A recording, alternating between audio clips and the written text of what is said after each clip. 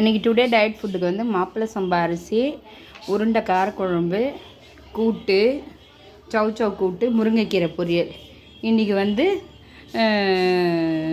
இன்றைக்கி மார்னிங்கோட டயட் வந்து இவ்வளோ தான். இன்றைக்கி மார்னிங் டயட் வந்து இவ்வளோ தான். உருண்டை குழம்பு வந்து நம்ம ப்ரோட்டீன் ரிச்சு, முருங்கைக்கீரை அயனு, சவ் வந்து சவ் கடலைப்பருப்பு கூட்டும் ப்ரோட்டீன் தான். நான் இப்போ இந்த அளவுக்கு ஃபுட்டு எடுத்துக்கிறேன். மாப்பிள்ளை சம்பா அரிசி எடுத்துக்கிறது ரொம்ப ரொம்ப ரொம்ப நல்லது.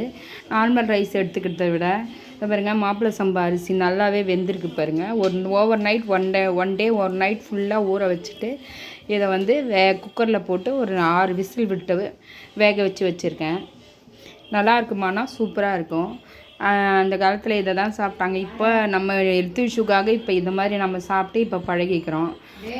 இந்த மாதிரி சாப்பிட்றப்ப வெயிட் வந்து கிராஜுவலாகவே ஒரு மாதத்துக்கு 3 கிலோ 4 கிலோ அந்த அளவுக்கு குறையுது.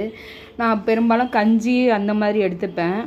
இல்லைனா இந்த மாதிரி சாப்பாடு குழம்பு எதனா வச்சு கூட ஒரு நாளைக்கு சாப்பிட்டுக்கலாம். ஒன்றும் பிரச்சனை இல்லை.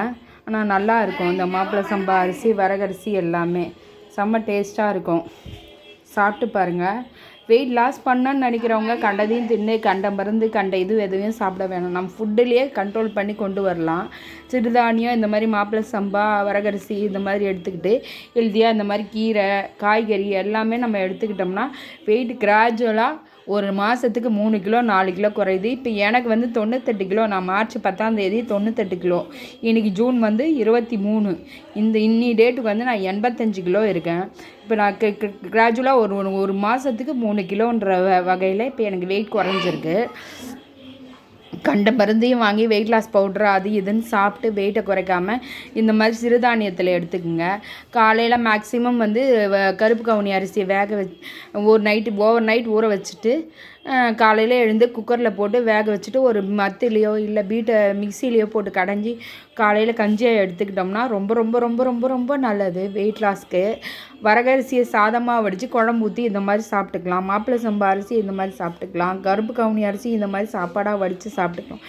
நம்ம வந்து ஃபுட்டு மூலமாகவே நம்ம வெயிட்டை குறைக்க முடியும். யாரும் வந்து நான்வெஜ் டயட்டு அந்த டயட்டு இந்த டயட்லாம் தேவையே இல்லை. நம்ம முன்னோர்கள் வந்து இதை தான் சாப்பிட்டு தான் ஆரோக்கியமாக இருந்தாங்க. நம்மளும் ஆரோக்கியமான ஃபுட்டை சாப்பிடுவோம். இயற்கையான முறையில் இருக்கிற ஃபுட்ஸை சாப்பிடுவோம். சரிங்களா?